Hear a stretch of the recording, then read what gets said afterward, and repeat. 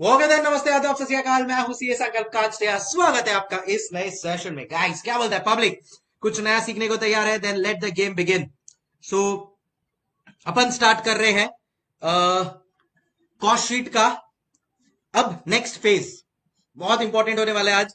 But मैं एक बात कंफर्म करवा लूं पहले। क्या आप लोगों को ऑडियो वीडियो बराबर से आ रहा है? गाइस प्लीज एक बार कंफर्म कर देना यार। ऑडियो एंड वीडियो एकदम परफेक्ट आ रहा है? सुनाई दे रहा है सब लोगों को सही तरीके से?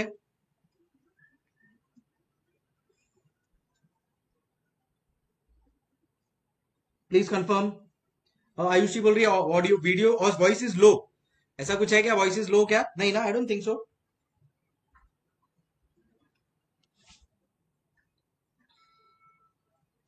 I don't think a voice is low. आप बताओ, बराबर है ना? वॉइस बराबर है ना? यजवरी प्रॉपरली लिख, वॉइस बराबर है कि नहीं?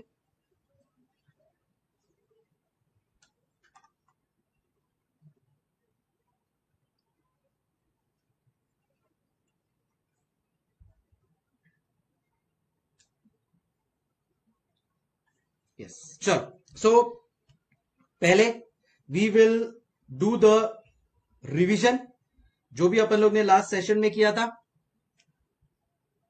Yes, it's perfect. Okay, perfect है ना? ठीक है, सही है।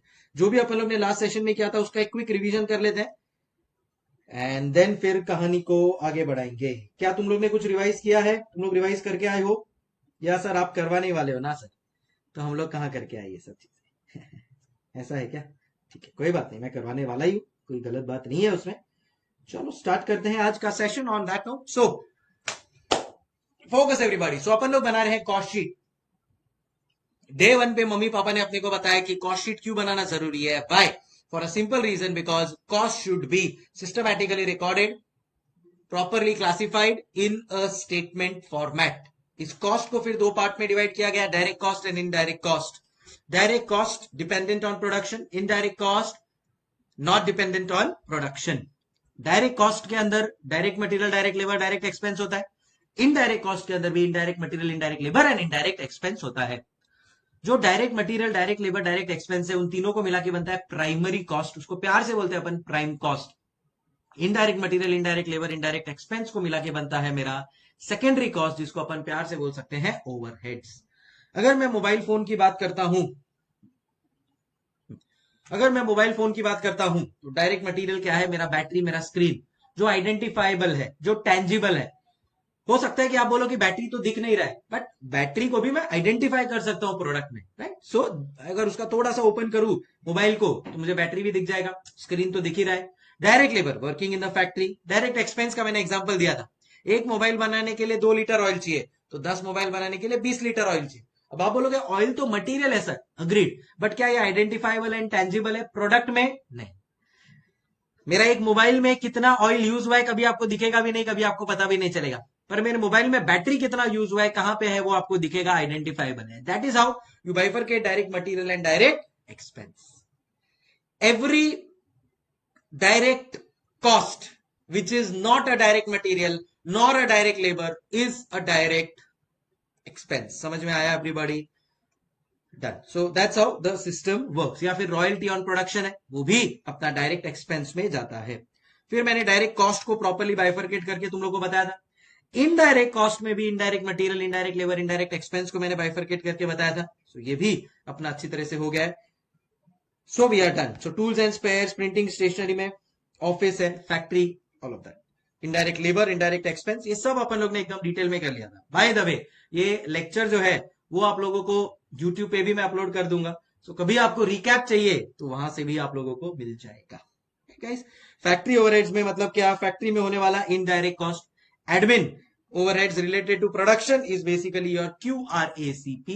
Quality related cost, research development, admin related cost, credit for recoveries less हो जाएगा, एंड प्राइमरी पैकेजिंग। आज इन सबको एकदम डिटेल में खोद खोद के पढ़ना है, right?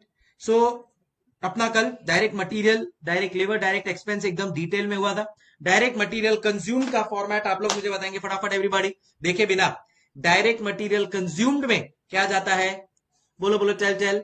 So direct material consumed में आ जाता है opening stock of raw material plus purchase of raw material plus carriage inwards plus और भी बहुत सारी चीजें फिर अपन लोग ने ऐड करवा दी थी, carriage inwards less sale of raw material scrap, ये less closing stock.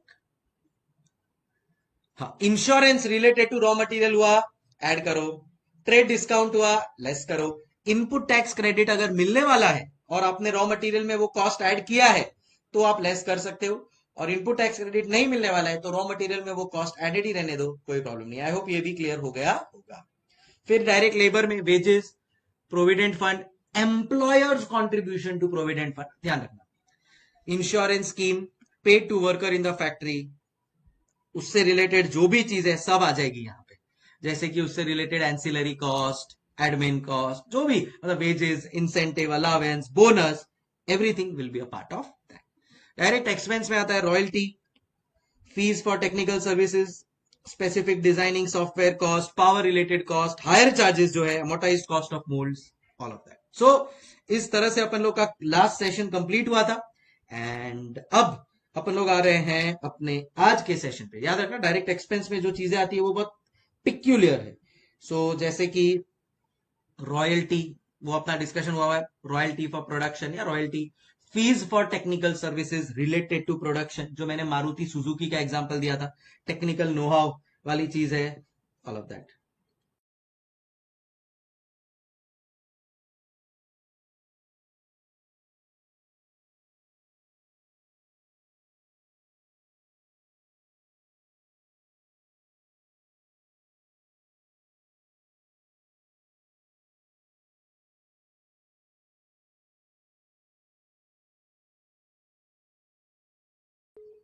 Yes, so that's how it works. Direct expense में और specific designing cost, specific software cost, power related cost हुआ, मशीन लिया आपने, उसको हायर पे मशीन लिया तो हायर चार्जेस पे कर दिया, अमोर्टाइज्ड कॉस्ट ऑफ मोल्ड्स, ये सारी चीजें will become a part of my direct expense. समझ में आ रहा है अपने को? Done done done done done. अब अच्छा, अमोर्टाइज्ड कॉस्ट ऑफ मोल्ड्स याद है ना, मोल्ड बनाया, से फॉर एग्जांपल ये कैलकुलेटर बनाने के लिए एक मोल्ड बनाया, वो मोल्ड मेरा 5 साल तक चलेगा, उस मोल्ड बनाने का कॉस्ट है 1 लाख, अब वो over a period of time amortise, depreciate होते रहेगा, तो वो इधर डायरेक्ट एक्सपेंस में आ जाएगा, सिंपल। मशीन होगा तो उसका डेप्रिसिएशन फैक्ट्री ओवरहेड्स में आ जाएगा, सिंपल ऐसा। चलो अब आ रहे हैं अपन लोग फाइनली किसके ऊपर? करेक्ट, इनडायरेक्ट कॉस्ट के ऊपर।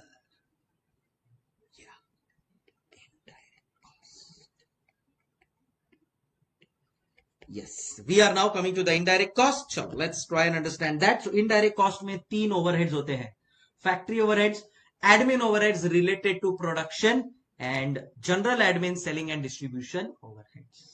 पहला है फैक्ट्री overheads। आइए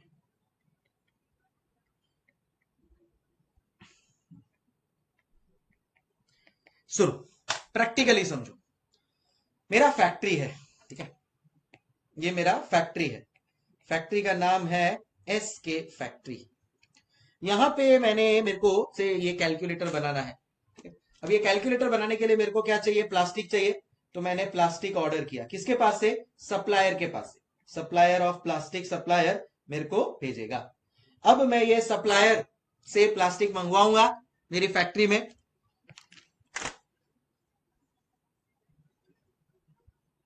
अब मैं ये प्लास्टिक सप्लायर से प्लास्टिक मंगवाऊंगा मेरी फैक्ट्री में, बराबर है।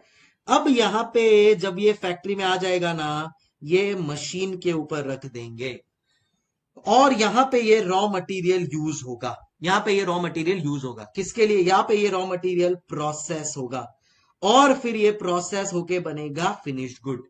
ये वाला जो प्रोसेसिंग वाला पार्ट है ना, इसके लिए जो भी खर्चा होने वाला है, इसके लिए जो भी खर्चा होने वाला है, इसके लिए जो भी कॉस्ट इंकर होने वाला है, is all called as beta factory overheads, is all called as beta factory overheads. समझ में आ रहा है आप लोगों को गाइस? डन। अब इसमें क्या क्या आएगा? ये मेरा जो पूरा का पूरा मशीन है, इसमें जो काम हो रहा है, प्रोसेसिंग हो रहा है, इसका मेन क्या है? ये कहां पे रखा है? फैक्ट्री पे रखा है, तो फैक्ट्री रेंट। ये जो रॉ मटेरियल बराबर प्रोसेसिंग कर रहे हैं कि नहीं लेबरर, उसको देखने के लिए एक आदमी चाहिए, फैक्ट्री सुपरवाइजर कॉस्ट। ये जो मशीन है इसका मेंटेनेंस, इसका डेप्रिसिएशन करना पड़ेगा, राइट, बिकॉज ये मशीन ही प्रोसेस कर रहा है, सो मशीन से रिलेटेड हुआ ये मेंटेनेंस, डेप्रिसिएशन, फैक्ट्री ओवरहेड्स। समझ में आ रहा है आप लोगों को सब चीजें गाइस? अब मशीन को अगर कोई खराब हो गया तो उसको ठीक करने के लिए कुछ टूल्स चाहिए, कुछ स्पेयर्स चाहिए, इनडायरेक्ट मटेरियल ये मशीन को यूज करने, मशीन को बराबर चलाने के लिए चाहिए, फैक्ट्री ओवरहेड्स। समझ रहे हैं ना यार एवरीबॉडी? अब कई बार क्या होता है कि जो सप्लायर बेचता है ना ये प्लास्टिक, तो सीधा मशीन के ऊपर ना जाके एक स्टोर में हम लोग इसको रखते हैं, इसको हम लोग स्टोर में रखते हैं, ये रॉ मटेरियल इमीडिएटली जरूरी नहीं ना प्रोसेसिंग चालू करें। तो जब आप ये स्टोर में रख रहे हो ना, तो ये स्टोर से रिलेटेड जो कॉस्ट है ना वो भी कहां पे जाएगा? Factory overheads.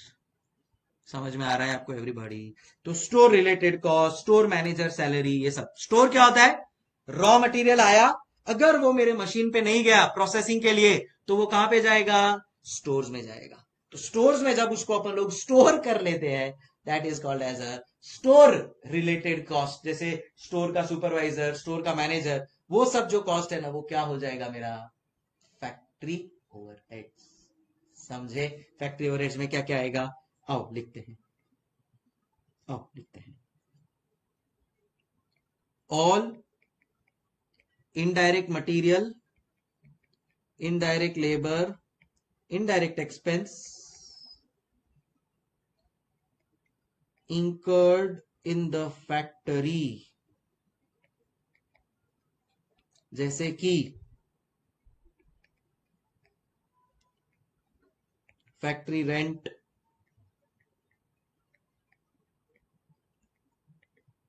मशीन का रिपेयर, मशीन का डेप्रिसिएशन, मशीन को कभी कभी कुछ हो गया तो ठीक करने के लिए tools and spheres,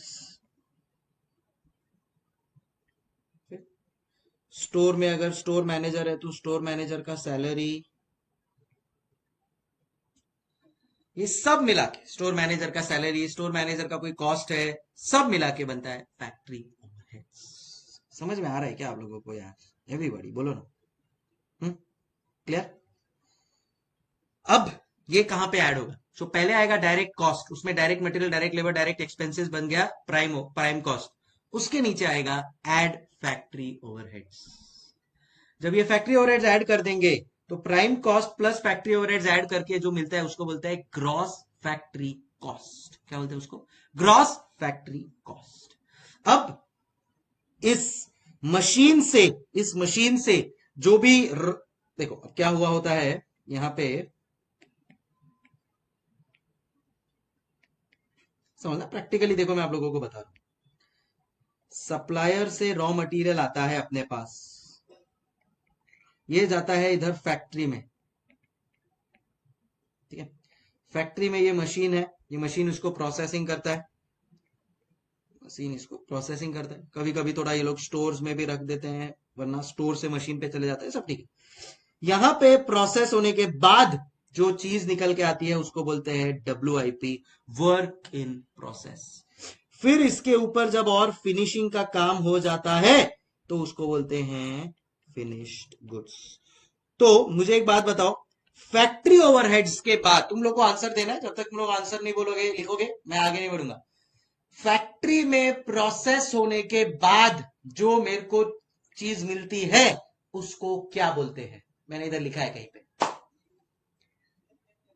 raw material आया, उसको मशीन में प्रोसेस किया, प्रोसेस होके बाहर निकला तो सीधा फिनिश गुड बाहर नहीं निकलेगा। जो बाहर निकलेगा उसको क्या बोलेंगे? एक नंबर Ayushi, we will call it as WIP, work in process, work in process. समझ में आया है आपको?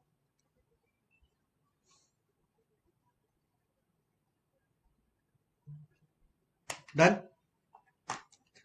करेक्ट। तो अब मालूम है अपन लोग ने यहां पे मैंने यही उसमें लिख दिया, एक सेकंड नया बनाना पड़ेगा। मैंने कल वाले नोट्स में ही कंटिन्यू कर दिया, आज के नोट्स में जाएगा ना ये तो।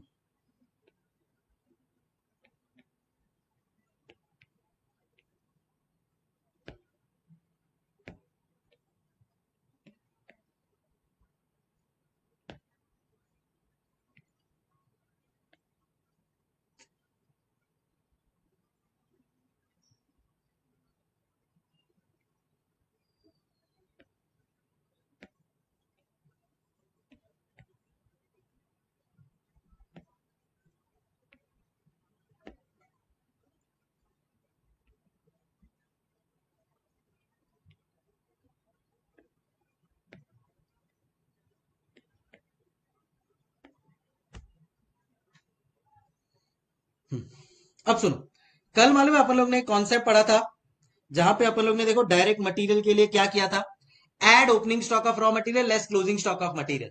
तो जैसे यहां पे opening stock of raw material add करते क्योंकि वो अपने पास ऑलरेडी पड़ा है, तो अब वो उसको यूज करेंगे अपन लोग, बराबर है। उसमें से कुछ रख देंगे साइड पे closing stock of raw material. वैसा ही कुछ होगा डब्ल्यू के साथ। जब मैं डब्ल्यू का काम स्टार्ट करूंगा तो मेरे पास कुछ क्लोजिंग डब्ल्यू भी तो पड़ा होगा, तो अब वो बन जाएगा ओपनिंग डब्ल्यू। तो ओपनिंग डब्ल्यू मेरे करंट वाले में ऐड कर दूंगा, उसमें से जो बच जाएगा वो हो जाएगा क्लोजिंग डब्ल्यू। राइट, सो उसमें से थोड़ा मैं साइड पे रख दूंगा, वो मेरा क्लोजिंग डब्ल्यू बनेगा। ये सब को मिला के बनता है नेट फैक्ट्री कॉस्ट। सर ये लास्ट में क्या बोला, थोड़ा कंफ्यूज हो गया, समझ में नहीं आया। आओ दिखाता हूँ, आओ दिखाता हूँ। ये रहा, ये देखो, मेरा मेरा डायरेक्ट कॉस्ट है। डायरेक्ट कॉस्ट में क्या क्या आता है मेरा, डायरेक्ट मटेरियल कंज्यूम्ड, इसमें क्या क्या आता है अपने को पता है, डायरेक्ट लेबर, डायरेक्ट एक्सपेंसेस, सब ऐड करके बनता है प्राइम कॉस्ट। ऐड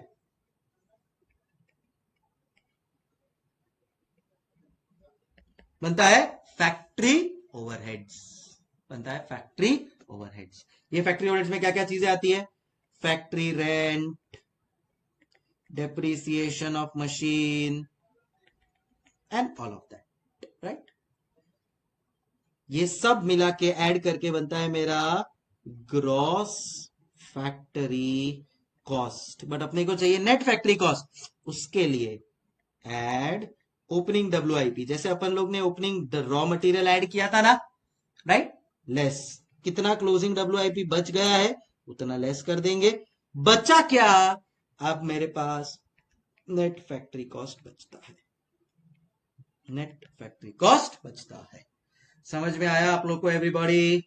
सो ये मेरा कॉस्ट शीट का इनडायरेक्ट कॉस्ट का मेरा सबसे फर्स्ट पार्ट यहां पे कवर हो गया। क्या कवर हो गया, प्राइम कॉस्ट तक तो मेरे सारे डायरेक्ट कॉस्ट आ गए। अब फैक्ट्री ओवरहेड, जो इनडायरेक्ट कॉस्ट का फर्स्ट ओवरहेड है वो है फैक्ट्री ओवरहेड, वो मेरा पूरा आ गया। उस पे add opening W less closing W करके मुझे मिल गया नेट फैक्ट्री कॉस्ट। याद रखना ये प्राइम कॉस्ट में ही चीजें एड लेस हो रही है, जो भी हो रहा है।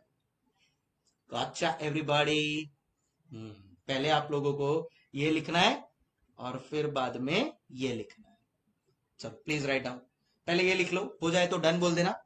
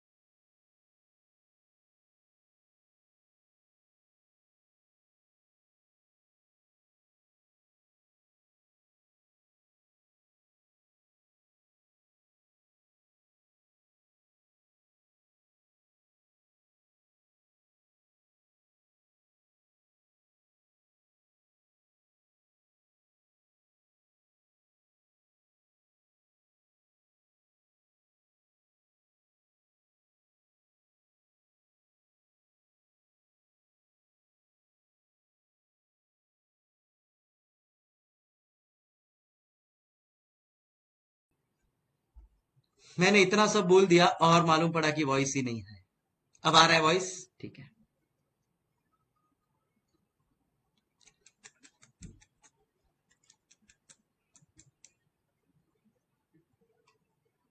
ओके, अब सुनो। आयुषी को मैं बोल रहा था, आयुषी का डाउट था कि sir, how WIP opening stock is left, producer will not process as raw material only if it thinks that there will be no sales। सुन सुन, अब इधर कैसे, ये जो कॉस्ट शीट बनता है ना, ये ओवर फॉर अ मंथ बनता है। तो सपोज 1 अप्रैल से लेकर 30 अप्रैल तक का मेरा ये कॉस्ट शीट है। 30 अप्रैल को जो मैंने रॉ मटेरियल प्रोसेस किया और जो WIP बना, से फॉर एग्जांपल ये मेरे पास WIP रह गया है थोड़ा बहुत, ठीक है, ये 30 अप्रैल को WIP जो रह गया है, ये उस महीने का क्लोजिंग WIP। जब मैं 1 मई को वापस से स्टार्ट करूंगा, तो ये जो क्लोजिंग WIP है, ये ओपनिंग WIP आ जाएगा। अब मैं ये ओपनिंग WIP के ऊपर और प्रोसेसिंग करूंगा और उसके ऊपर फिनिशिंग करूंगा, तो ये फिनिश गुड बन जाएगा।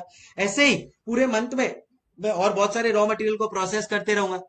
वो जो प्रोसेस होते होते मेरे पास जो मशीन में कुछ 30 मई को 31 मई को वापस से कुछ प्रोसेस्ड रॉ मटेरियल बच जाएगा, वो मेरा क्लोजिंग स्टॉक हो जाएगा। उसको मैं साइड पे रख दूंगा, उसको मैं माइनस कर दूंगा, तो मुझे पता चलेगा कि पूरे साल में मेरा कितना प्रोसेसिंग WIP का खर्चा हुआ है, ये सब ऐड करके। तो उतना मैंने रॉ मटेरियल प्रोसेस जो हो चुके हैं, जो WIP है, जो मैं अब नेक्स्ट मंथ में उसको प्रोसेस करने वाला हूं, उतना मैंने साइड पे रख दिया। बाकी जो भी हुआ है वो ऐड कर दिया। समझ में आया क्या बेटा आयुषी? आपका डाउट क्लियर हुआ? बोलो बोलो, चल चल।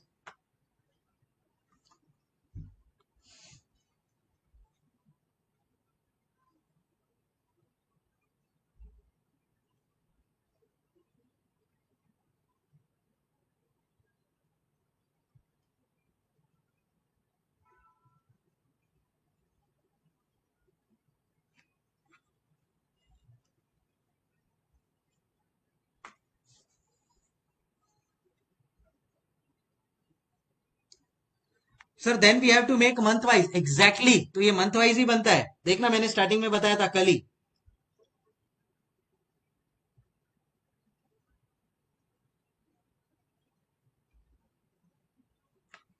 एक सेकंड, देखना मैंने कल बताया था कि month wise, 6 month wise, year wise ऐसे बनता है ये।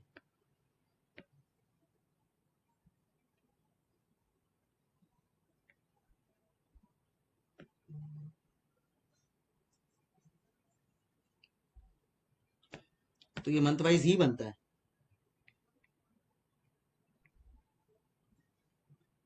किधर गया, रुक जा, मैं वो ढूंढ रहा हूं। Cost sheet will always be made for a particular duration: week, 15 days, month, year, etc. समझ में आया आयुषी? तो ये चीज तो अपन लोग कल ही लिख चुके हैं।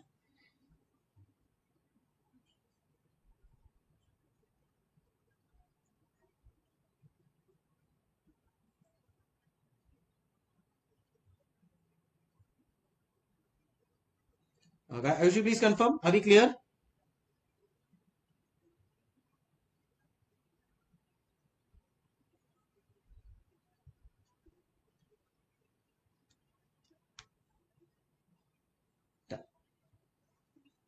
अब नेट फैक्ट्री कॉस्ट आ गया। अब अपन लोग का कौन सा है नेक्स्ट कॉस्ट, वो बताओ। नेक्स्ट नेक्स्ट इनडायरेक्ट कॉस्ट कौन सा है, बताओ मेरे को जरा।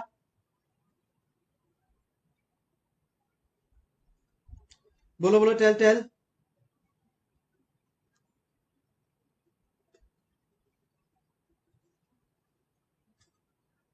करेक्ट, याद रखो, एडमिन रिलेटेड टू प्रोडक्शन बताया था ना मैंने।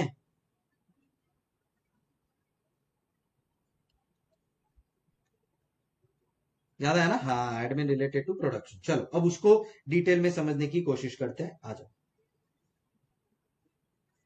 सो अब अपन लोग कहां पहुंचे हैं? अपन पहुंचे हैं नेट फैक्ट्री कॉस्ट पे। बेटा इसको प्यार से नेट वर्क्स कॉस्ट भी बोलते हैं।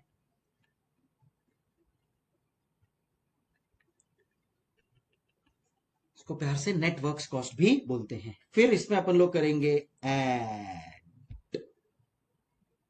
ऐड क्या ऐड करेंगे? इन जनरल इसको मैंने नाम दिया है admin related to production. Specific additions भी बोलते हैं इसको।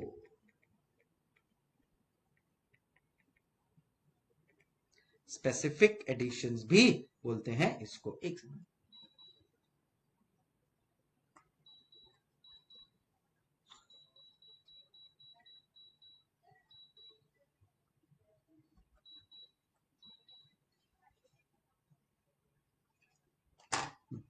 हाँ, ये स्पेसिफिक एडिशंस में क्या क्या आता है? QRACP। अब इसको डिटेल में समझने का टाइम आ गया है। सबसे पहला है Q। Q के लिए मैंने बोला था it is what? It is quality related cost. It is quality related cost. अब बोलते हैं, बोलो क्या आएगा यहाँ पे क्वालिटी रिलेटेड कॉस्ट में? Cost incurred for upgrading quality, developing quality, better quality. Suppose for example ये कैलकुलेटर है, तो ये अगर अच्छे क्वालिटी का बनाना है, मालूम है इधर लिखा हुआ होता है QC, क्वालिटी चेक्ड। तो वो सब क्वालिटी के ऊपर खर्चा किया होता है। वो खर्चा कहां पे जाएगा? क्वालिटी रिलेटेड वाला इधर। समझ में आ गया? लिखो cost incurred to maintain and upgrade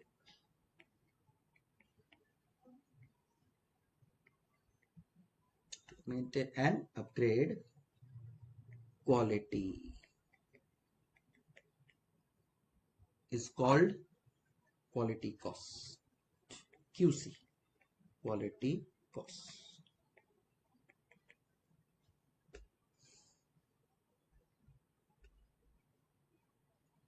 तुम लोग ने देखा वो होता है ISO सर्टिफाइड, ISO 9022। वो सब क्या है? वो पूरा क्वालिटी कॉस्ट ही है।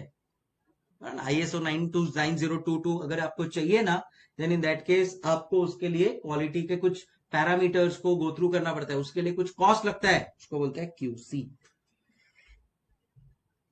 Quality cost. ISO 9000 तुम लोग ने कहीं तो पढ़ा ही होगा, 9000 क्वालिटी स्टैंडर्ड्स। तो ISO मार्क, ये देखो ये रहा, ये होता है ना ISO मार्क, आए तो ISO 9000 सर्टिफाइड NSS। एग्जांपल लिखवा लो ये वाला example, ISO certification on goods. तो अभी से कभी भी ISO सर्टिफिकेशन देखोगे ना, तो याद करने का, ओ ये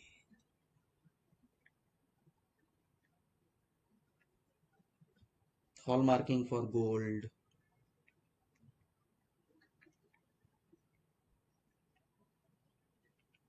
एटसेट्रा। Next QR। R में क्या आएगा? Research and development.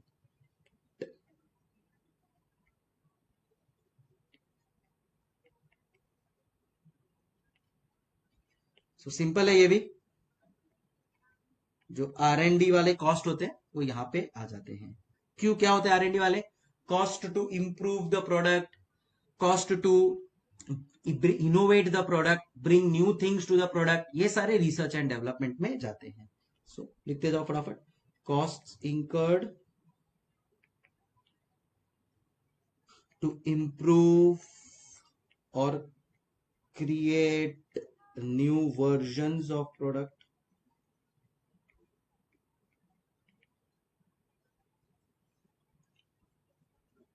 Through R&D।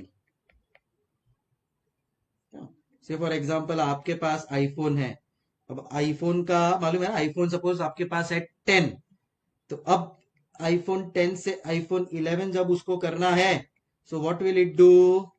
Can I say it will incur huge research and development cost. Exactly,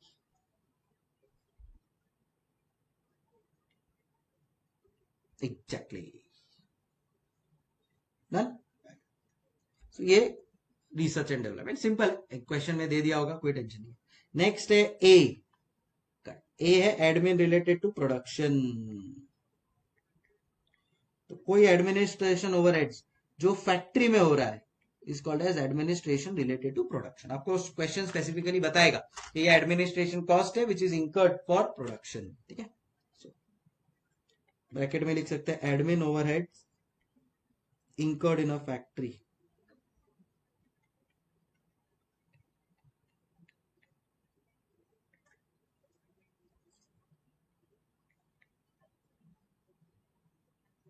इसका बेस्ट एग्जांपल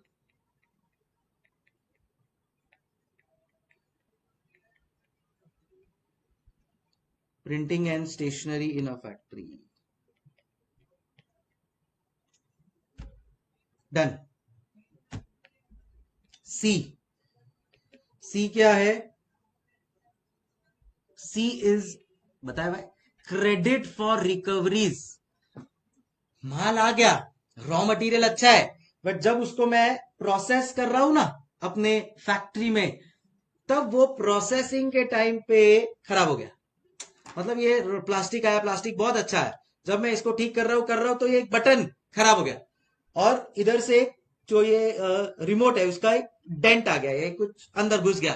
अब मैं इसको बना ही नहीं पाऊंगा, तो इसको मैं बेच दूंगा भंगार वाले। तो वो जो WIP वाला, ध्यान रखना, WIP वाला अगर गुड्स खराब हुआ तो वो इधर जब बेचेंगे तो जो पैसा आएगा वो इधर क्रेडिट फॉर रिकवरीज में आएगा।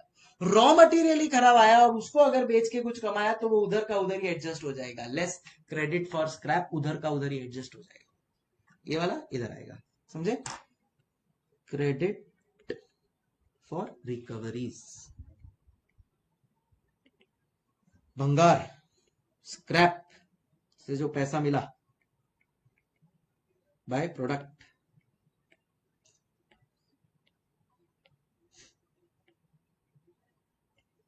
इसको मिसलेनियस इनकम भी बोल सकते हो आप। ठीक है,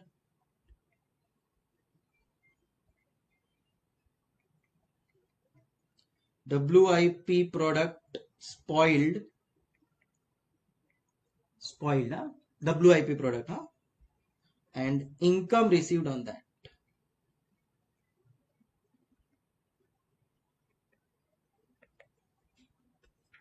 नेक्स्ट P, प्राइमरी पैकेजिंग। इसका भी कल एग्जांपल दिया था आप लोगों को बेटा, primary packaging.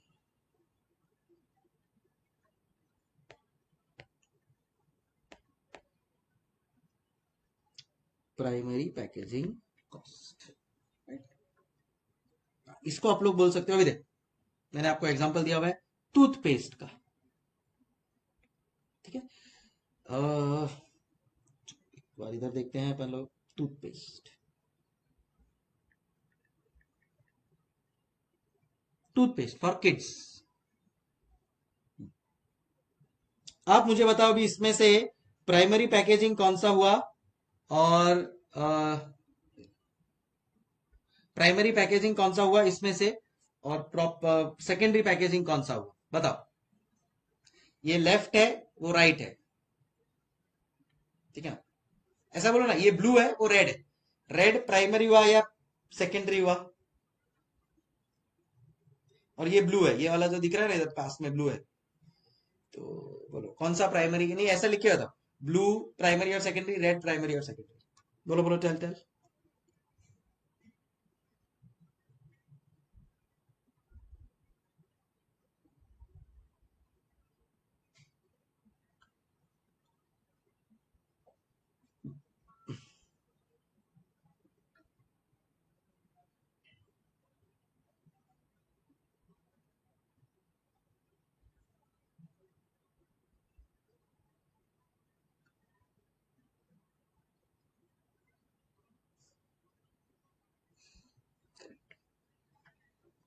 Blue secondary, red primary, समझ गए आप लोग?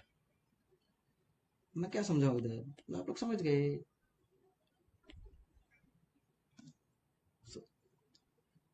Essential packaging, so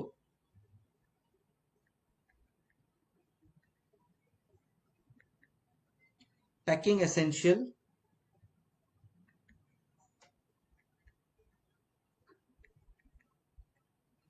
for the product to be usable, for the product to be usable. हो गया क्यू आर एसीपी। जब ये सब को आप ऐड कर लेते हो ना बेटा, जब ये आप सबको ऐड कर लेते हो ना, तो आपको जो मिलता है उसको कहते हैं कॉस्ट ऑफ प्रोडक्शन। जी हाँ,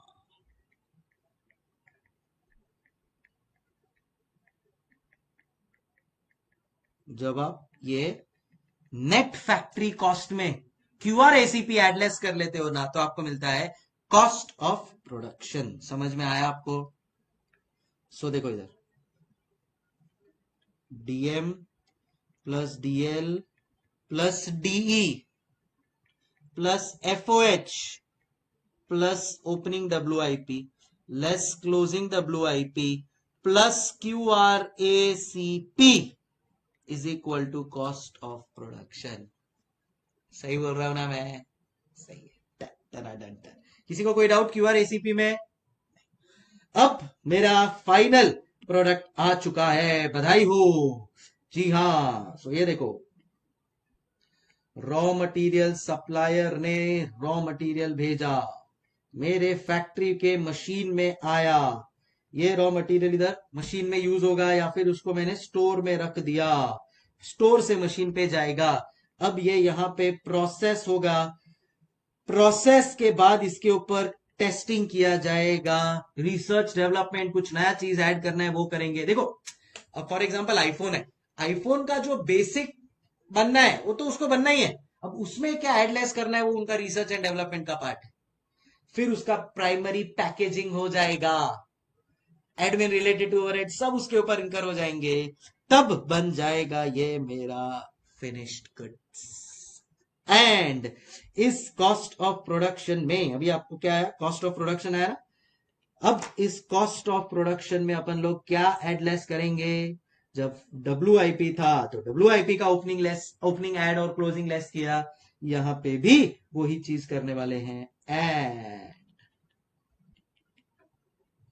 opening stock of finish goods, add opening stock of finish goods less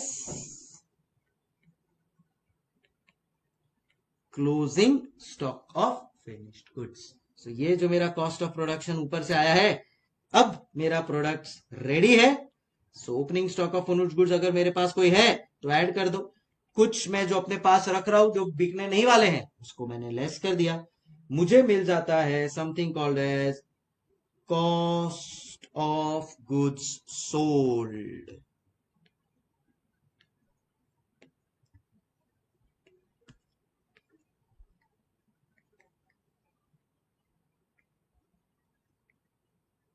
मुझे मिल जाता है कॉस्ट ऑफ गुड्स सोल्ड। ए समझ गए?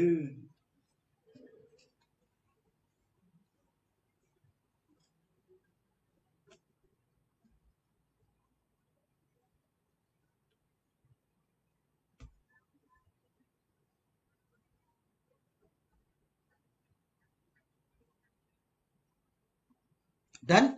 इस पे मैं ऐड करूंगा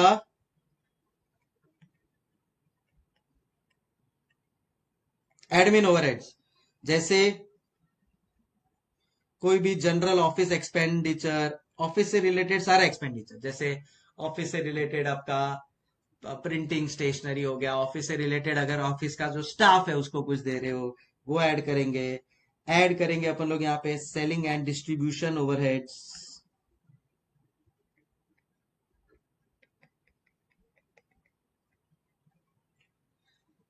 ऐड करेंगे सेलिंग एंड डिस्ट्रीब्यूशन ओवरहेड्स, जो मार्केटिंग, एडवर्टीजमेंट, डिलीवरी व्हीकल, ये सब का काम हो जाएगा यहाँ पे। जब ये यहाँ पे ऐड हो जाएगा, we will get something as cost of sales. इस पे अपन ऐड लेस कर देंगे प्रॉफिट या लॉस जो भी है, फाइनली अपने को मिल जाएगा अपना sales and guys, cost sheet complete, cost sheet complete. कैसा लग रहा है? मजाक मजाक में पूरा कॉस्ट शीट रेडी हो गया ना। बस अब सम्स करेंगे, तो सम्स में तो क्या है, खाली नंबर्स उठा के डालना है, हो गया अपना कॉस्ट शीट डन। मस्त है ना? चलो great.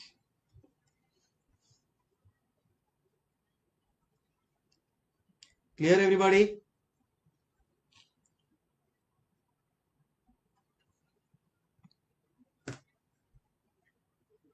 Waste while production which no scrap then where to treat, नहीं समझा मेरे को? अगर अगर तेरा कोई वेस्ट है और सपोज तूने, अच्छा क्वेश्चन है उसका, उसको बोल रही है कि प्रोसेसिंग किया, प्रोसेसिंग करने के बाद कोई चीज थोड़ा सा खराब हो गया और इतना खराब है कि इसको अपन स्क्रैप पे भी नहीं बेच सकते, तो कुछ नहीं करना है इसको, इग्नोर, इग्नोर करना है उसको, कुछ नहीं कर सकते उसका। हाँ, ये इधर एक और वर्ड लिखा है, देखो इधर, क्रेडिट फॉर रिकवरीज स्क्रैप, वो तो ठीक है, क्रेडिट फॉर बाय प्रोडक्ट्स भी लिखा है। ये बाय प्रोडक्ट क्या है ये मैं आपको समझाता हूँ, एक पूरा चैप्टर ही है वैसे तो इस कॉन्सेप्ट के ऊपर, फिर भी अभी एक बार शॉर्ट में समझा देता हूँ, डोंट वरी।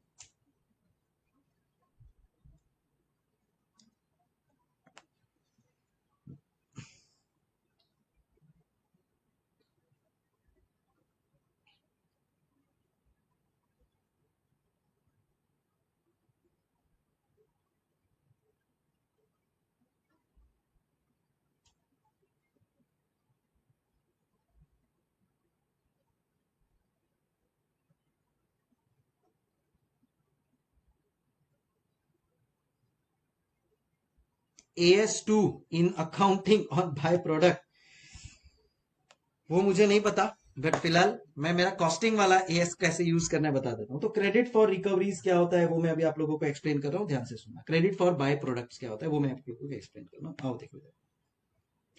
बाय प्रोडक्ट्स क्या होता है पहले वो समझाना पड़ेगा आपको, क्या है बाय प्रोडक्ट। इस बाय प्रोडक्ट को बेचा तो जो भी पैसा मिला वो उधर जाएगा क्रेडिट फॉर बाय प्रोडक्ट्स में, समझे ना? उतना माइनस हो जाता है, याद रखना ये बाय प्रोडक्ट जो है ना ये माइनस हो जाता है, बाकी सारी चीजें ऐड हो रही है, बाकी सारी चीजें ऐड हो रही है, बाकी सारी चीजें ऐड हो रही है, खर्चा बढ़ा रहे हैं, ये सब चीजें क्रेडिट पैसा आएगा। अब सुनो, बाय प्रोडक्ट मतलब incidental production, incidental production of commodity, of goods और कमोडिटी,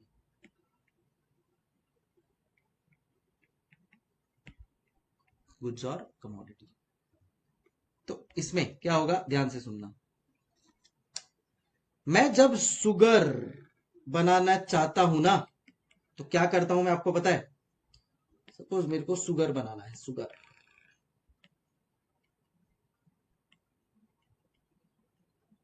प्रोडक्शन ऑफ शुगर कैसे होता है पता है? पहले शुगर केन लाते हैं, शुगर केन समझते हो, गन्ना, गन्ने को प्रोसेस करते हैं, उसका जूस निकलता है, उसको और प्रोसेस करते हैं तो शुगर मिलता है। अब जब इस, ध्यान से सुनना, जब इस शुगर केन को प्रोसेस किया और इस जूस को प्रोसेस किया, तब जूस तो निकलता ही है, जूस के साथ साथ है ना एक और प्रोडक्ट निकलता है जिसको बोलते हैं मोलासिस। मार्केट में ये मोलासिस का भी, मार्केट में आप इसको भी सेल कर सकते हो, बट ये क्या है, ये एक बाय प्रोडक्ट है। मैंने शुगर केन को प्रोसेस इसलिए नहीं किया कि मोलासिस मिले, मैंने शुगर केन को इसलिए प्रोसेस किया कि जूस बन के शुगर बने, बट ये कोइंसिडेंटली बन गया, और अब ये बन के मैं इसको चाहूं तो मार्केट में सेल भी कर सकता हूं, मैं ये बन के इसको सेल भी कर सकता हूं, क्या कर सकता हूं, इसको सेल भी कर सकता हूं, तो ये हो जाता है मेरा sale of by product, sale of by product, समझ गए? Got it everybody?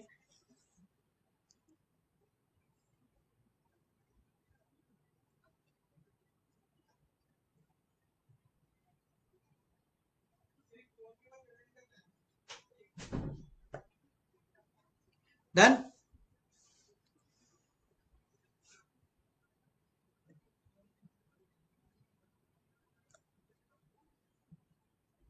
तो इसको बोलते हैं सेल ऑफ बाय प्रोडक्ट। कहां पे जाएगा ये सेल ऑफ बाय प्रोडक्ट? यहां पे जाएगा। Done done done done. भाई लोग, इसी के साथ मेरा कॉस्ट शीट बन चुका है। मजा आया कि नहीं? समझ में आया कि नहीं? अगर अभी मैं तुम्हारे को बोलूं चलो कॉस्ट शीट बनाओ, तो बना पाओगे? कैसे बनाओगे ये देखो मैं बताता हूं।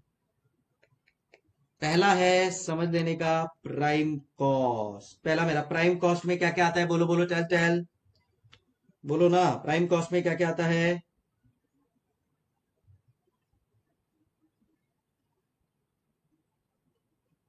Direct material, direct labour, direct expenses. उसके बाद में क्या आता है मेरा?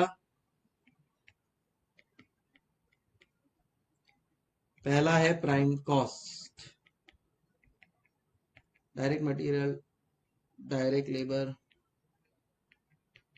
Direct expense.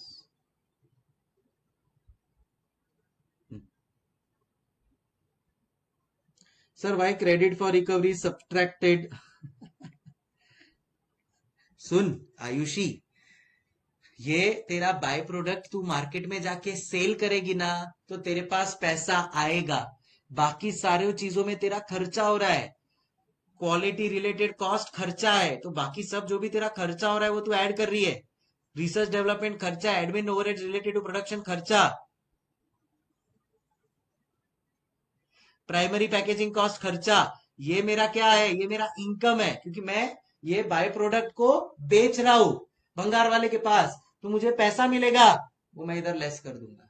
यहाँ पे सब खर्चा चल रहा है। जो चीज मेरे पास अभी इनकम आ गई, तो वो बीच में माइनस हो जाएगी ना। आयुषी, ओ आयुषी जैन, आयुषी एंड आयुषी दोनों कंफ्यूज हो गए इस क्रेडिट फॉर रिकवरीज में। समझा क्या आयुषी जैन?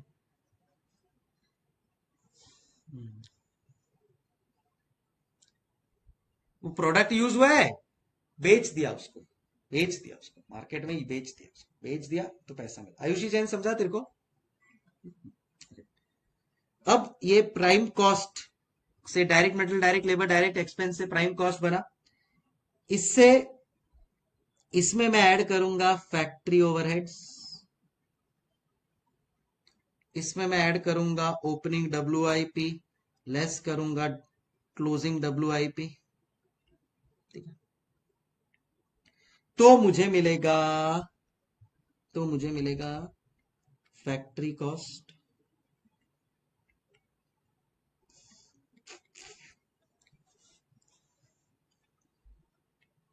इस फैक्ट्री कॉस्ट में मैं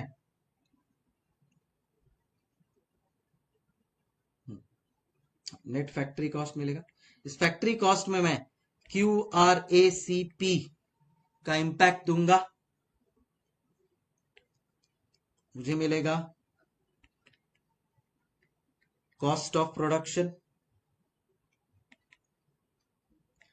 इस कॉस्ट ऑफ प्रोडक्शन में मैं ओपनिंग स्टॉक, क्लोजिंग स्टॉक का इंपैक्ट दूंगा, मुझे मिलेगा कॉस्ट ऑफ गुड्स सोल्ड। और इस कॉस्ट ऑफ गुड्स सोल्ड में मैं general admin, selling and distribution का इंपैक्ट दूंगा, तो मुझे मिलेगा कॉस्ट ऑफ सेल्स। इसमें मैं प्रॉफिट ऐड कर दूंगा, मुझे मिल जाएगा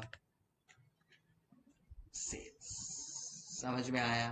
थैंक यू।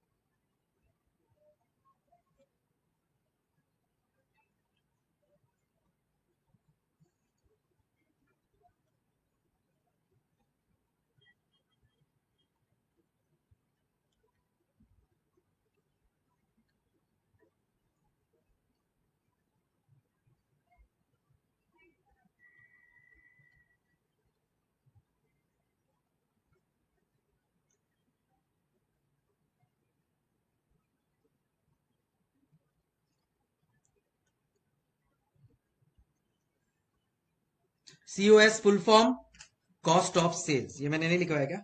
ऐसा कैसे हो गया भाई? लिखवाया ना COS। गाइस इसी के साथ, ये COGS बोलता है इसको प्यार से, इसी के साथ मेरा cost sheet complete. Any doubts anybody guys? Please tell me, if not we will say चलो भाई एक अच्छा कॉन्सेप्ट अपना दिमाग से क्लियर हो चुका है। अब अपने को करने हैं बहुत सारे sums related to this, easily हो जाएंगे because our concepts related to the cost sheet is very very clear. Right guys?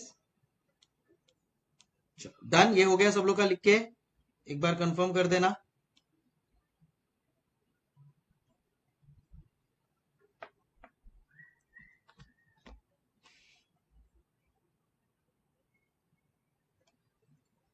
चलो भैया सो अब कैन आई से दैट मेरा कॉस्ट शीट कंप्लीट हो चुका है। मेरी बहुत इच्छा है अब कि मैं तुम लोगों को स्टार्ट करवाऊं विद द, मेरी बहुत इच्छा है कि मैं तुम लोगों को स्टार्ट करवाऊं with the question and answers.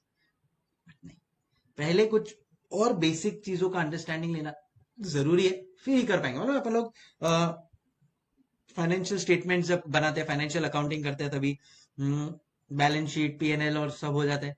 उसके नीचे आते हैं कुछ एडजस्टमेंट्स, क्लोजिंग स्टॉक ₹50,000। अब क्लोजिंग स्टॉक को दो जगह पे दिखाना पड़ता है, एक P&L अकाउंट में और दूसरा बैलेंस शीट में। सो उसका इफेक्ट जाता है क्लोजिंग स्टॉक अकाउंट, एक तो अपना क्रेडिट साइड P&L ट्रेडिंग में, क्लोजिंग स्टॉक बैलेंस शीट में ऐड हो जाता है। सो वैसा ही कुछ यहाँ पे है, कुछ एडिशनल पॉइंट्स है जो मेरे को तुम्हारे को डिस्कस करने।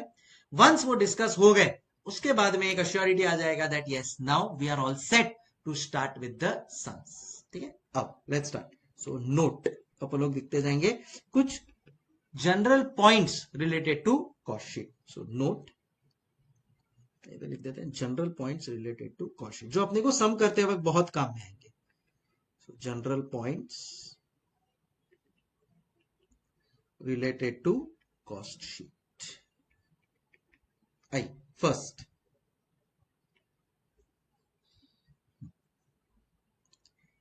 first is related to stock of goods. First is related to stock of goods. So मेरे पास तीन तरह का स्टॉक होता है गाइस, तुम लोग ने नोट किया होगा। तो मेरे पास तीन तरह का स्टॉक होता है। एक रॉ मटेरियल, जिसको मैं प्यार से डायरेक्ट मटेरियल भी बोलता हूं। दूसरा WIP, जिसको मैं वर्क इन प्रोसेस बोलता हूं, जो फैक्ट्री ओवरहेड्स के बाद आता है, याद है?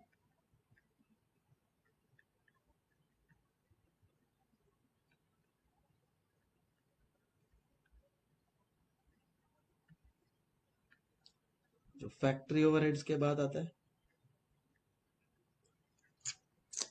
लास्ट है finished goods,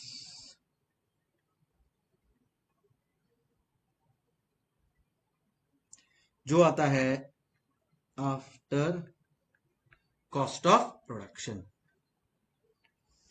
all of this याद रखना is always valued at cost. कौन सा cost? Cost of production. Usually finished goods cost of production पे वैल्यू होता है, बाकी by default they are always valued at cost. So यहां पे लिख के रखते हैं अपन लोग, ये जो भी स्टॉक ऑफ गुड्स है ना, कभी कभी वो आपको देगा रॉ मटेरियल का कॉस्ट, तो याद रखना उस पर वैल्यू करना है ऑलवेज। कैसे वैल्यू करना है वो सब मैं सिखाऊंगा, बट अपने को एक बार फंडा पता हो कि भाई ओके स्टॉक है ऑलवेज वैल्यूड एट कॉस्ट। जिसमें भी अपन लोग बोलेंगे specifically finished goods is valued at cost of production. समझ रहे? So specifically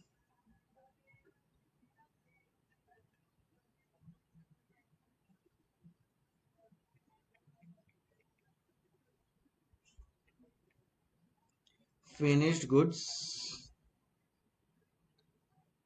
is valued at cost of production per unit. इसको हाईलाइट भी कर ले तो अच्छा रहेगा।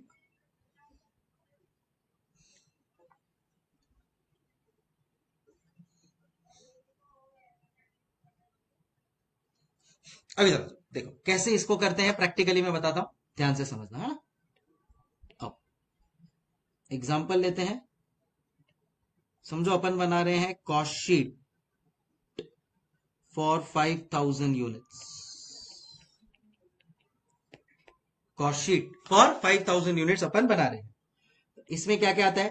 Direct material, direct labour, direct expenses, सब मिला के से आ गया मेरा 1 लाख रुपए। ठीक है, जस्ट। फिर मैं एड लेस करता हूं फैक्ट्री ओवरहेड्स। ठीक है, ये आया से 75,000। तो कहना इसे मेरा फैक्ट्री कॉस्ट हो गया ओपनिंग, समझो ये मेरा हो गया 1,75,000। इसमें मैं ऐड करता हूं opening WIP less closing WIP, ये सब मिला के बनता है net factory cost.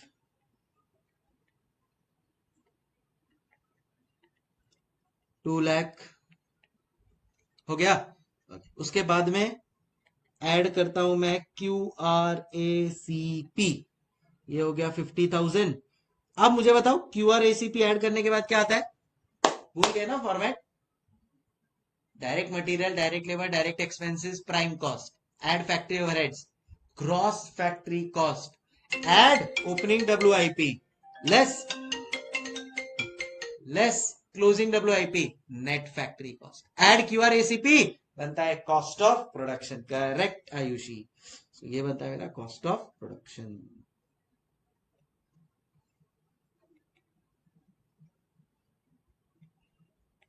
Welcome to juststyle.com, India.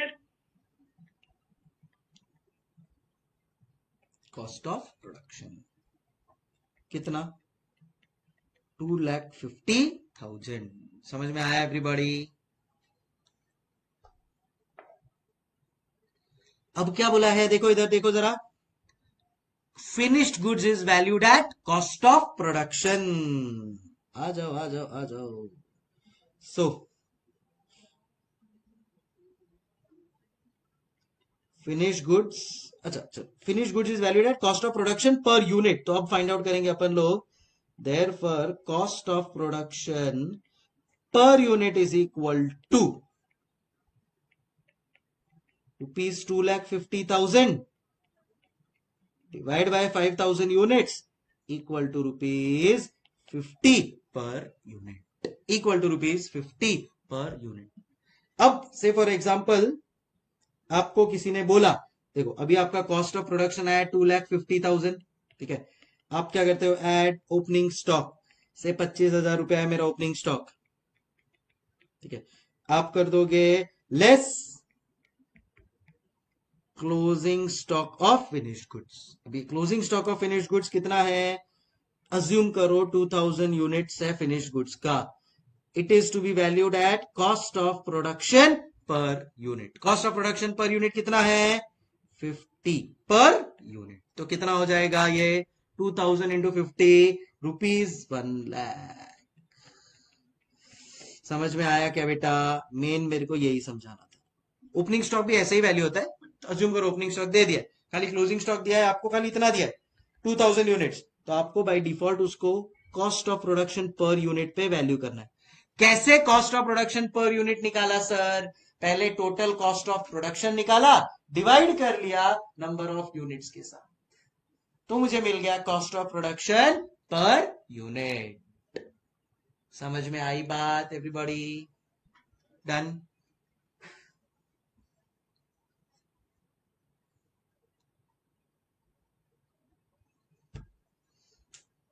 बस ये एड लेस करके जो बनता है उसको बोलते हैं कॉस्ट ऑफ गुड्स सोल्ड। से आ गया ये मेरा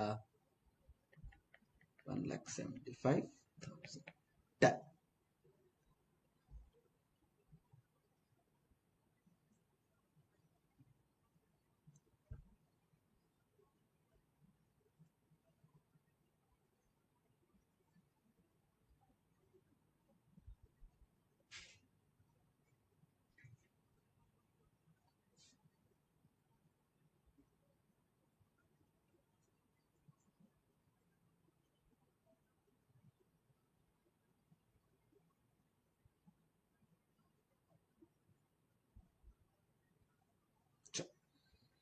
सेकेंड। तो ये एक मेरा जनरल पॉइंट हो गया, समझ में आ गया। जनरल पॉइंट क्या था? Related to stock of goods, raw material WIP finish goods should always be valued at cost. दूसरा जनरल पॉइंट ध्यान से समझना, दूसरा जनरल पॉइंट,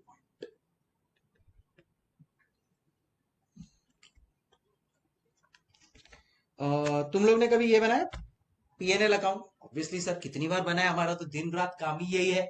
तो PNL बनाते हो जब भी, तो डेबिट और क्रेडिट पे क्या लिखते हो? बताओ बताओ बताओ, क्या लिखते हो? बस वही अभी मेरा सेकंड पॉइंट बनेगा, और बताओ।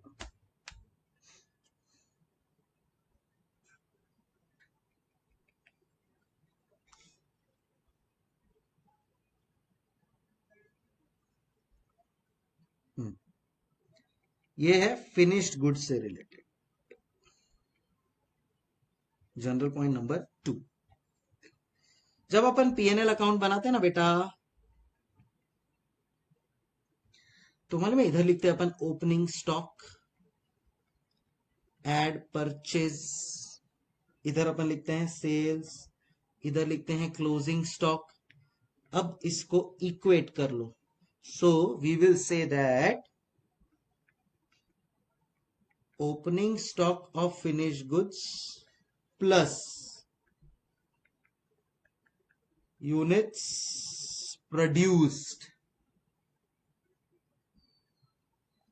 is equal to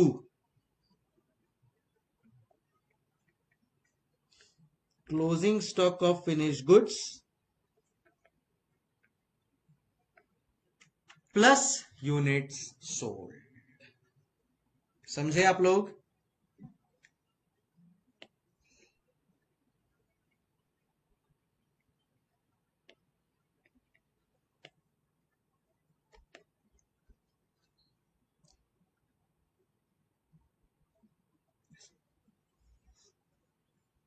याद रखने के लिए PNL अकाउंट दिमाग में रखने का।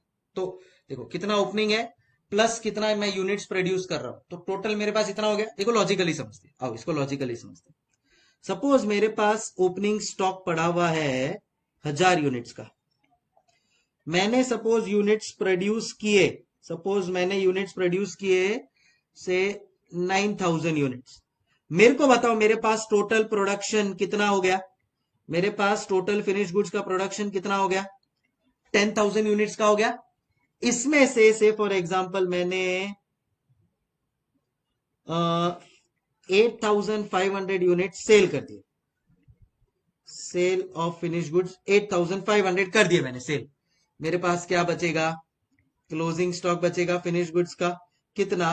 2,000 यूनिट्स। अब अगर तुम लोग नोट करोगे तो वही तो हुआ, opening plus production is equal to closing plus sales.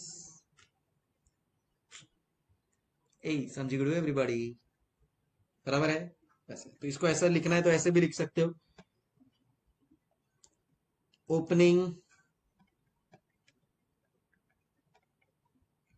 Plus units produced minus closing stock of finish goods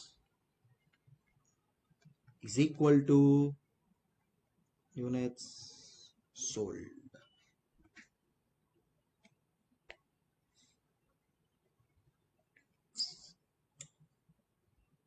ऐसे भी कर सकते हो, ओपनिंग मतलब वो भी है, जो बचेगा वो बैलेंसिंग फिगर है, ओपनिंग प्लस यूनिट्स प्रोड्यूस्ड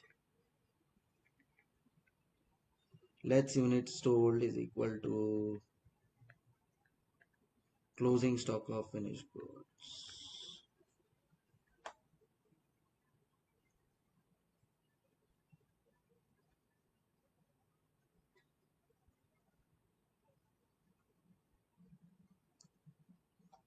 समझे? बोलो बोलो, चल चल।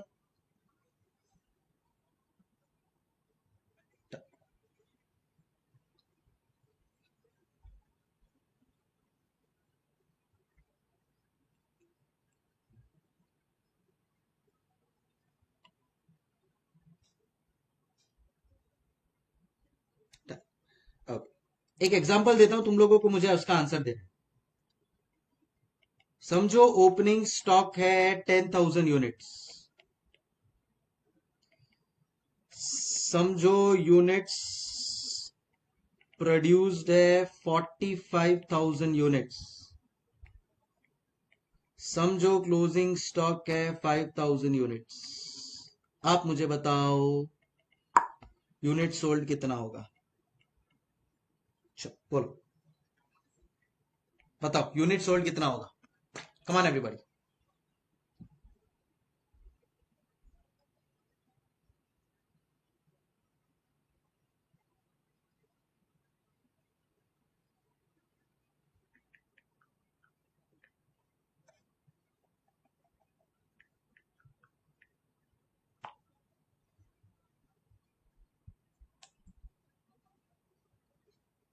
एक बोल रहा है 40, एक बोल रहा है 50। ऐसे कैसे चलेगा दीदी? लगाओ दिमाग लगाओ।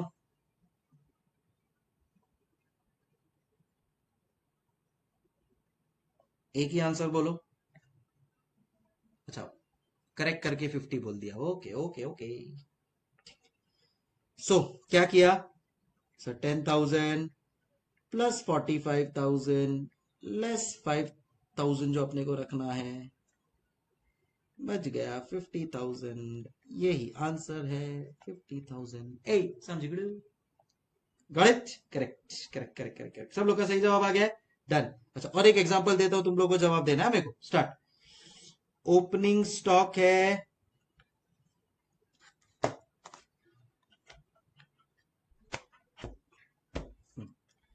ओपनिंग स्टॉक है 18,000 यूनिट्स,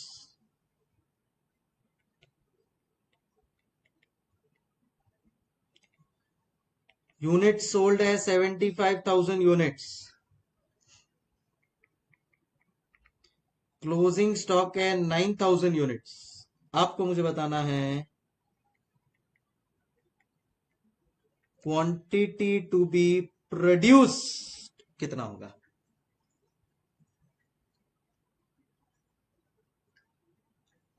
हाँ, अभी फिलहाल यहाँ पे प्रोडक्शन का बच रहा है आयुषी।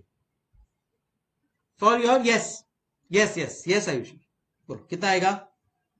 सो can I say 18,000 plus quantity to be produce मुझे नहीं पता, बट कितना मेरे को बेचना है? 75,000। सुनो, 75,000 मेरे को बेचना है, 9,000 मेरे को स्टॉक में रखना है, तो 84,000 चाहिए। बट उसमें से 84,000 में से 18,000 है, तो क्वांटिटी टू बी प्रोड्यूस कितना प्रोड्यूस करना पड़ेगा? 66,000। Quantity to be produce 66,000। समझ में आ गया सब लोगों को?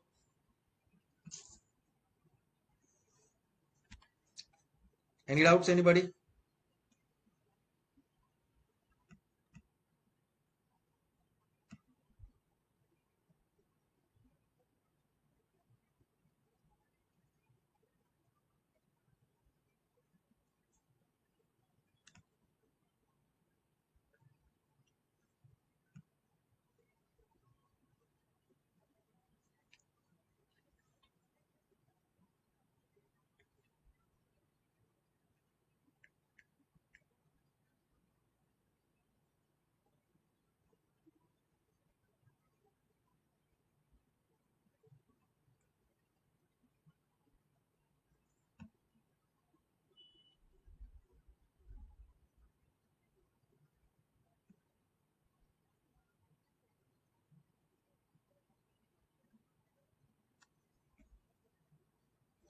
यस, आज का क्लास नोट शेयर कर दूंगा, don't worry.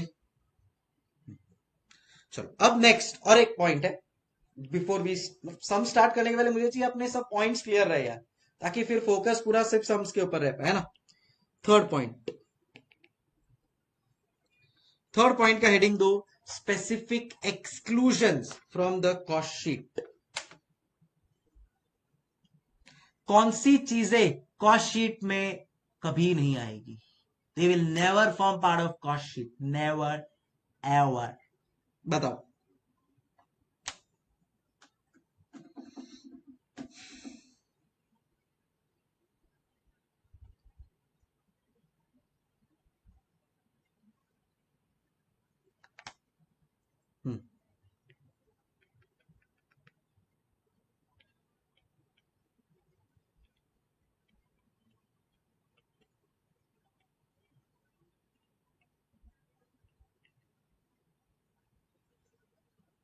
Specific exclusions from cost sheet.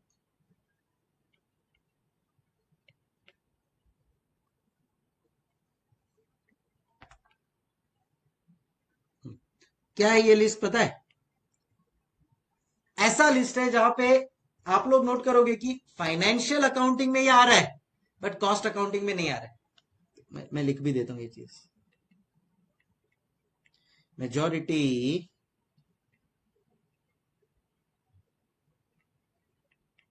of below list is included in making financial accounts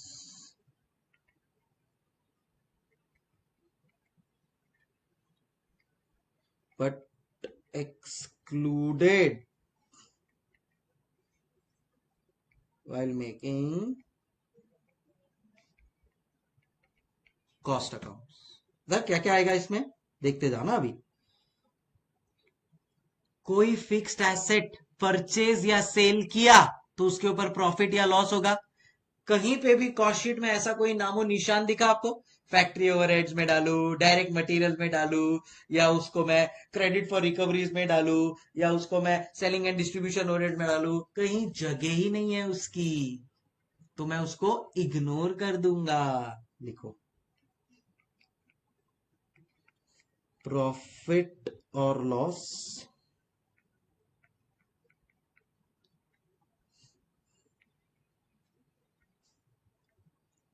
arising on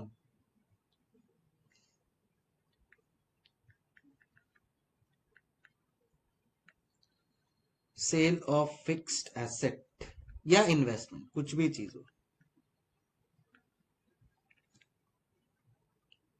next, loss by theft और फायर था कहीं पे भी स्कोप नहीं, बट फाइनेंशियल अकाउंट में आता है। हाँ, ये जैसे प्रॉफिट और loss arising on sale of fixed asset आता है फाइनेंशियल अकाउंट में, पीएनएल अकाउंट में। हाँ, यहां पे loss by fire slash theft. Ayushi बोल रही है डोनेशन। चल, आयुषी ने बोला डोनेशन तो मैंने लिख दिया डोनेशन। यहीं पे नामो निशानी नहीं था डोनेशन का अपने उसमें। फिर इनकम टैक्स दिखा क्या कहीं पे भी? नहीं आएगा। पेनल्टी या फाइन कहीं पे भी दिखा क्या? नहीं आएगा। कोई भी अब normal extraordinary item will not come. Any cost relating to pandemic, strike, सब चीजें उसमें पीएनएल अकाउंट में आएगी, सब चीजें इधर कहीं नहीं आएगा। सो एनी अब नॉर्मल, या जिसको अपन बोलेंगे extraordinary cost. Example,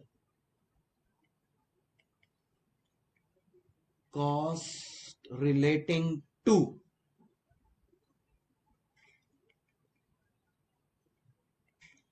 pandemic, strike etcetera. तो ये सारी चीजें will never form part of this. Ayushi, insurance तो आता है ना बेटा? इंश्योरेंस तो आता है ना? देखना, अपन लोग ने वो रॉ मटेरियल का इंश्योरेंस में ऐड किया था। देख इधर, कल का लेक्चर देख, ध्यान दे। देख देख देख, यहाँ पे देख, मैंने ऐड किया था इंश्योरेंस। मैं बताता हूँ तेरे को, ये रहा insurance related to raw material. Insurance related to office हुआ तो वो जनरल ऑफिस एडमिन में चले जाएगा, है ना?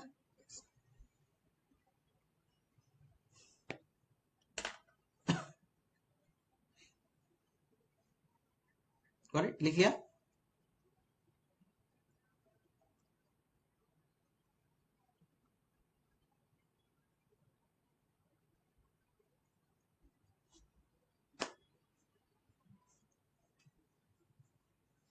बोलो बोलो, चल चल, done.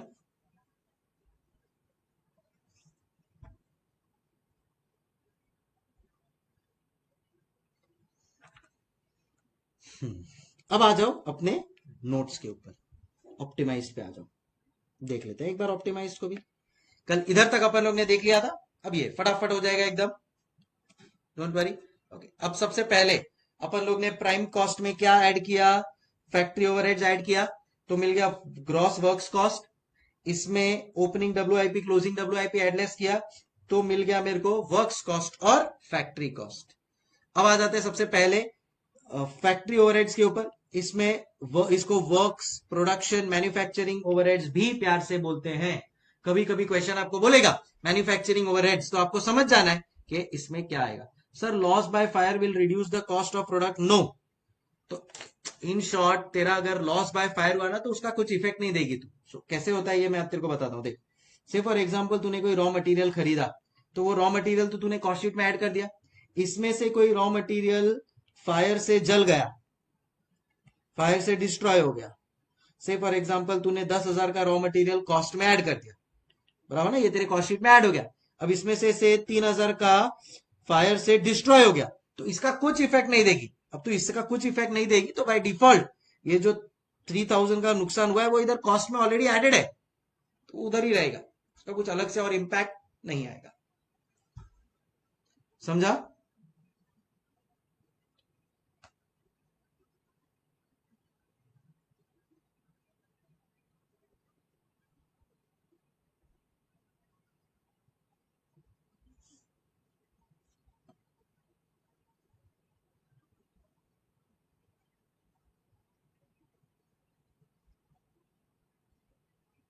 Done?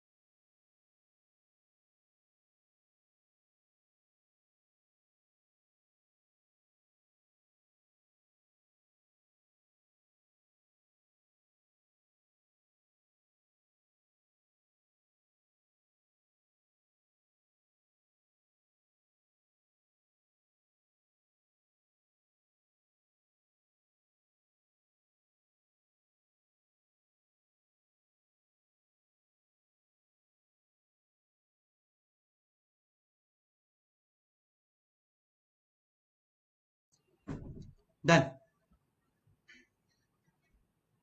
Okay,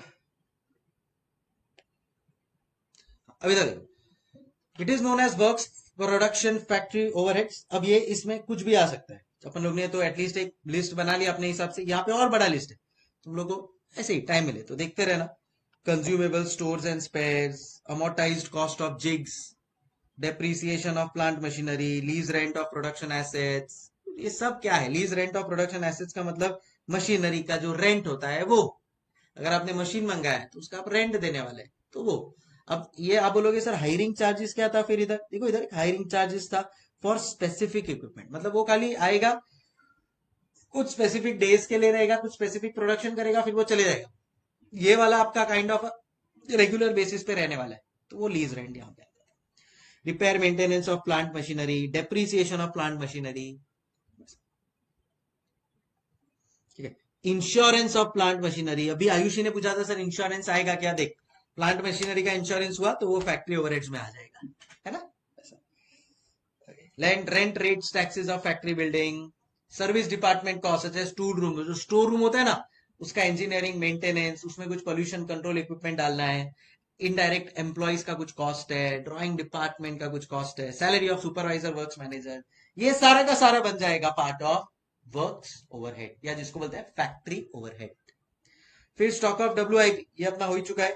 so cost of production में एड फैक्ट्री ओवरहेड्स, इसमें ग्रॉस वर्क हो गया, add WIP less WIP works cost. फिर आ जाता है क्यूआरएसीपी, जो अपना हो चुका है। याद रखना, इसमें देखना ये क्रेडिट फॉर रिकवरीज को लेस किया है, बिकॉज ये एक इनकम जैसा है, ठीक है। तो जब मेरा कोई जब मेरा कोई WIP खराब हो गया, उसको भंगार में बेचा, तो वो जो पैसा आएगा वो इधर माइनस हो जाएगा। Packing cost. फिर quality control cost. Sir what about insurance claim received? Good question. Insurance claim received sir कहां पे जाएगा? कहीं पे भी नहीं जाएगा। अब यहां पे उसका कोई मेंशन नहीं, ठीक है। हाँ, बट अगर आप बोलते हो कि सर मेरा ये WIP खराब हुआ और WIP को मैंने इंश्योर करवाया हुआ है और उसका मेरे को पैसा मिल रहा है, तो वो यहाँ पे आ जाएगा। मशीन खराब हुआ, मशीन को आप लोग खराब हो गया और वो इंश्योरेंस में रिकवर हो गया, no impact on cost sheet. Quality control cost मैं तुम लोग को बता ही चुका हूं, जैसे ISO सर्टिफिकेशन वाला है, रिसर्च डेवलपमेंट वाला है, admin, credit for recoveries deduct होता है, जॉइंट एंड बाय प्रोडक्ट का भी जो भी पैसा आया वो भी डिडक्ट होता है। बाय प्रोडक्ट याद करो, शुगर केन से शुगर बनता है, बट साथ साथ में कोइंसिडेंटली मोलासिस भी बन जाता है, तो वो हो जाता है मेरा बाय प्रोडक्ट। पैकेजिंग कॉस्ट, इसमें आ जाता है मेरा प्राइमरी पैकेजिंग, सेकेंडरी पैकेजिंग, सो ये आ जाता है, ठीक है ना। सो ये देखो जोमेटो वाले भी लेकर आते हैं ना, तो वो लोग का जो मेन है, जिसके अंदर से फॉर एग्जांपल मैंने कोई सब्जी मंगाई, तो सब्जी जो कंटेनर में आ रहा है वो प्राइमरी पैकेजिंग, फिर जोमेटो वाला खुद का कोई अलग से पैकेजिंग में डाल के ला रहा है, तो वो सेकेंडरी पैकेजिंग। समझ में आया? Bottle for water, plastic packaging for milk, bag for cement, ये सब इधर आ जाएगा। अच्छा, वैल्यूएशन ऑफ स्टॉक कैसे करना है अपने को पता है। Opening plus purchase equal to sales plus closing, ये वाला अपना हो गया है। कॉस्ट ऑफ गुड्स सोल्ड वाला तुम लोग को पूरा बता दिया था। COP में opening stock of finish goods add less closing stock of finish goods less करोगे तो आपको मिल जाएगा कॉस्ट ऑफ गुड्स सोल्ड। फिर आ जाता है cost of sales. So COGS में जब आप एडमिन, एड, डिस्ट्रीब्यूशन, ये सब चीजें ऐड कर दोगे, कॉस्ट ऑफ सेल्स हो जाएगा ये आपका।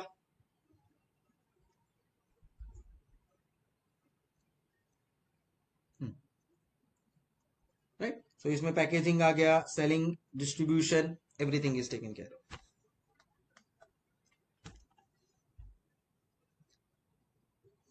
Administrative cost, overheads, cost related with general administration.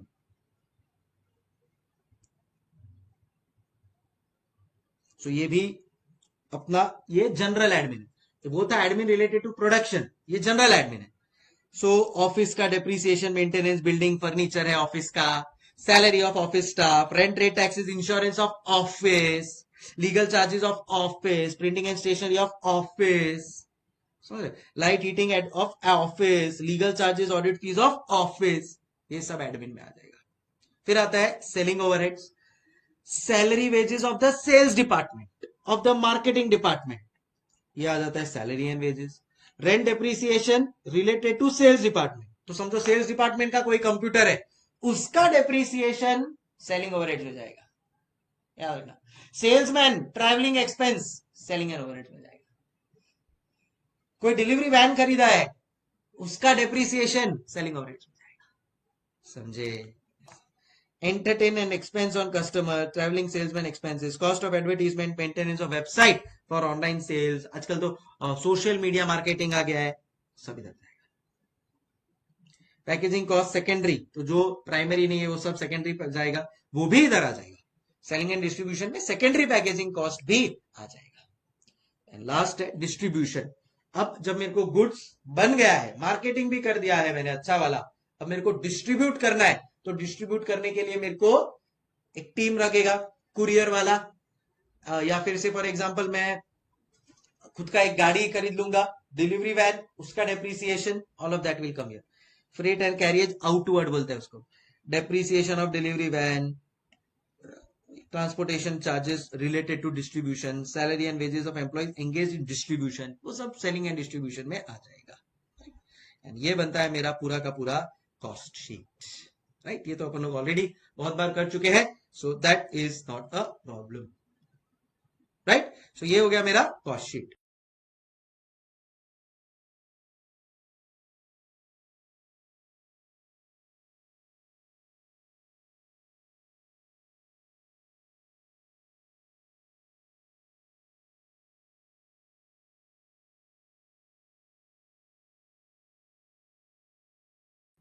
Yes, सो ये बनता है मेरा कॉस्ट शीट। फिर कॉस्ट शीट का पूरा ये फॉर्मेट बना ही चुके अपन लोग, समझ में आ ही जाता है अपने को, ये कोई टेंशन ही नहीं है।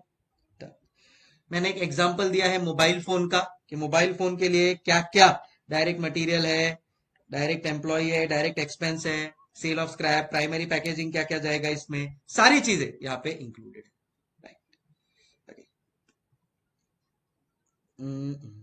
बस हो गया, आई थिंक डन है। Treatment of certain item, abnormal cost का क्या होगा। सो ये देखो क्या बोला है, such cost are irregular and unusual, any abnormal cost shall not form part of cost sheet, shall not form part of cost sheet pertaining to pandemic, sudden lockdown, कुछ भी हो। सब्सिडी ग्रांट इंसेंटिव्स अगर कुछ मिलता है, are reduce from cost to which amount pertains, ठीक है। अगर कोई पर्टिकुलर आपके रॉ मटेरियल के लिए आपको सब्सिडी मिल रहा है, तो वो रॉ मटेरियल में से उतना कॉस्ट माइनस हो जाएगा। आओ ये भी है ना एक पॉइंट अपन लोग लिख लेते हैं, पॉइंट लिख लेते हैं। फोर्थ पॉइंट, सब्सिडी समझते हो ना, गवर्नमेंट आपको कभी कभी कुछ बेनिफिट देती है। जैसे फॉर एग्जांपल मेरे को कोई रॉ मटेरियल खरीदना है, तो गवर्नमेंट बोलती है रॉ मटेरियल पे हम आपको 20% सब्सिडी देंगे, तो जो सब्सिडी मिल रहा है it's like a discount from government, उतना माइनस हो जाएगा। सो एनी ग्रांट और subsidy is to be reduced, any grant or subsidy is to be reduced from raw material cost, okay।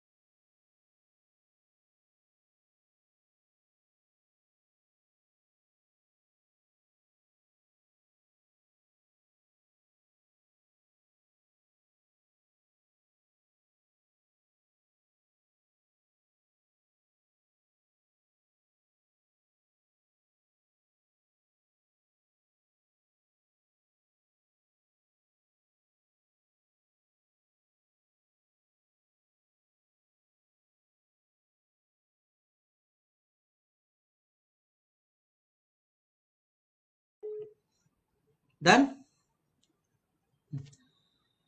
Then we have to treat it in factory overhead. हाँ, if subsidiary is on factory for establishment in backward area, वाह, तो factory overhead में से minus हो जाएगा उतना जो subsidy मिल रहा है। याद रखना, माइनस हो जाएगा, सब्सिडी मिल रहा है। Okay, next, penalty fine do not firm interest and other finance cost. इसको मैं बताता हूं, do not include if GST credit is if available. ये मैं जीएसटी का अलग से एक्सप्लेन कर चुका हूं, ठीक है। इफ अभी ये देखो, ये कुछ स्पेसिफिक पॉइंट्स है जो अपन लोग सम करेंगे तभी अपने को क्लैरिटी आएगा। क्या है ये देखो, salary paid to director technical, by default उसको जनरल एडमिन में डालने का। सो ये लोग पॉइंट लिख देते हैं भाई, समझो आपको कभी दिखा कॉस्ट शीट में कहीं पे salary paid to director general, तो उसको कहां पे डालने का बेटा, as general admin, technical.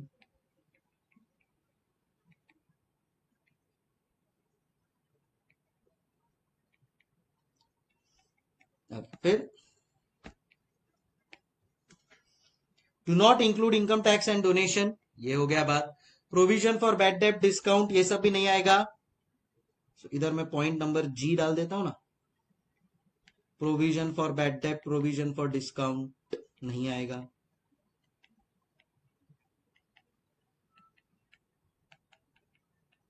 It will not form part of cost sheet, excluded from the cost sheet.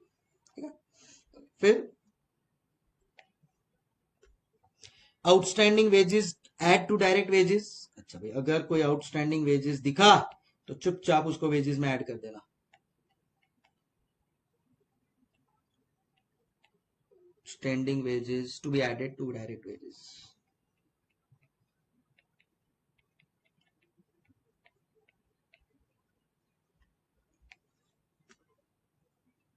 ये पॉइंट भी हो गया। If opening stock of finish goods is nil then cost of per unit is equal to cost of goods sold. थोड़ा technical point है, जब मैं सम करवाऊंगा तब समझेगा, बट फिर भी एक पॉइंट लिख लेते हैं, रिवीजन के टाइम पे काम आ जाएगा। सॉरी।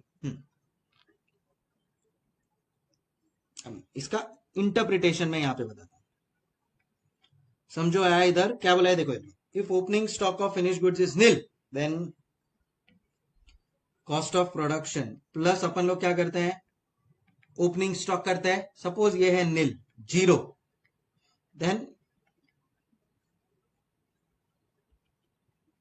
ये ओपनिंग स्टॉक नील है, देन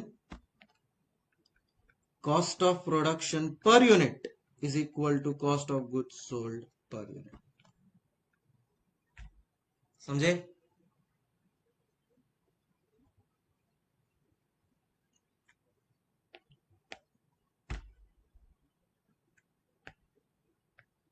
डन।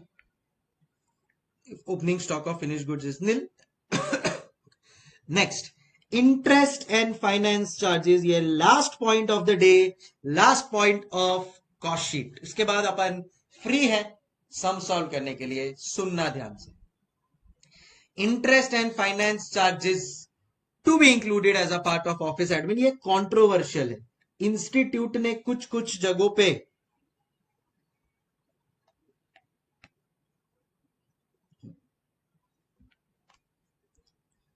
इंस्टीट्यूट ने कुछ कुछ जगहों पे इंटरेस्ट एंड एडमिन चार्जेस को इग्नोर किया है, कुछ कुछ जगहों पे इंक्लूड किया है ऑफिस एंड एडमिन में। अपन इंक्लूड करेंगे और एक नोट लिख देंगे। ओके, कुछ कुछ सब में मैंने भी इंस्टीट्यूट के जैसे ही बुक में भी तुमको देखो कि एक्सक्लूड किया है, बट कोई प्रॉब्लम, डरने का बात नहीं। अपन लोग एक स्टैंड ले लेते हैं अपन, क्या, add to office admin and write a note, it is specifically included, simple. So interest on debentures या जो भी है, इंटरेस्ट ऑन डिबेंचर्स या जो भी है, तो क्या आएगा इसका, interest on debentures included as a part of office admin। ठीक है, right a note in exam, ये भी मैं तुम लोगों को बता देता हूं। And with this cost sheet का theoretical part, concept part complete. मजा आया तुम लोगों को? कोई डाउट किसी को भी? Can I say we are now all set to solve the sums. कुछ एडवांटेजेस है जो मैं तुम लोगों को बताते गया हूं, तुम लोग इसको रीड कर सकते हो। फैसिलिटेट्स प्रिपरेशन ऑफ, क्या फायदा होता है कॉस्ट शीट बनाने से, कॉस्ट एस्टिमेट बना सकते हैं अपन। किसी को कोटेशन सबमिट करना है तो उसके लिए कॉस्ट चाहिए, वो आ गया। सेलिंग प्राइस फाइंड करने के लिए, प्रॉफिटेबिलिटी फाइंड करने के लिए, कंपैरिजंस करने के लिए दो फर्म्स में, all of this is a part of your cost sheet. ठीक है, चलो डन डन डन गाइस। किसी को कोई डाउट? अब जो भी आएगा डाउट, कोई प्रॉब्लम की बात नहीं है, सम्स आगे करेंगे तब जो भी डाउट है आपके सब सॉल्व करते जाऊंगा मैं, and we will ensure that we get the maximum in this topic. Time for me to say हasta la vista for today, because अब अपना खत्म हो गया। मैं सम अब स्टार्ट करूं तो कोई मतलब नहीं है, उससे अच्छा कल फ्रेश माइंड से करेंगे। तो कल एक बार पहले पूरा कॉस्ट शीट रिवाइज कर लेंगे और फिर अपन लोग उससे रिलेटेड सम्स भी स्टार्ट कर देंगे। hasta la vista, keep smiling, thank you so much.